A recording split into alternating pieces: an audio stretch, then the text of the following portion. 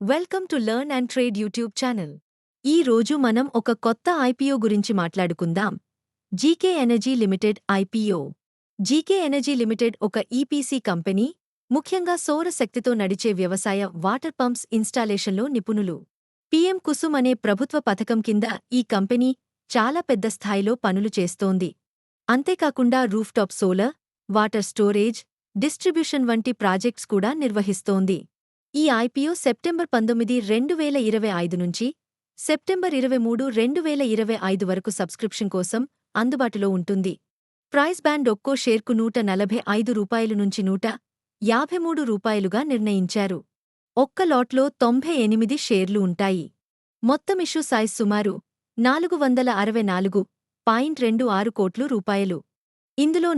400 కోట్లు fresh issue మరియు సుమారు రూ. 64.26 కోట్లు ఆఫర్ ఫర్ సేల్ రూపంలో ఉంటాయి. Allotment date September 24, 2025, listing date September 26, 2025గా టెంటేటివ్గా నిర్ణయించారు. ఫైనాన్షియల్గా చూసుకుంటే జీకే ఎనర్జీ చాలా వేగంగా ఎదుగుతోంది.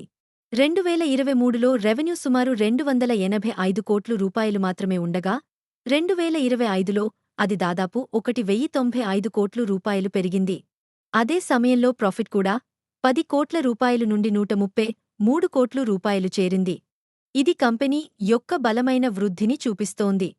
ఈ ఐపీఓ ద్వారా వచ్చిన డబ్బులో ప్రధానంగా 322.5 కోట్లు లాంగ్ టర్మ్ వర్కింగ్ క్యాపిటల్ కోసం ఉపయోగించనున్నారు. మిగతా మొత్తాన్ని జనరల్ కార్పొరేట్ పర్పసెస్ కోసం వినియోగిస్తారు. స్ట్రెంగ్త్స్ చూసుకుంటే జీకేకి బలమైన గ్రోత్ ఉంది. పీఎం కుసుమ్ స్కీమ్ ద్వారా మార్కెట్లో మంచి స్థానం సంపాదించుకుంది.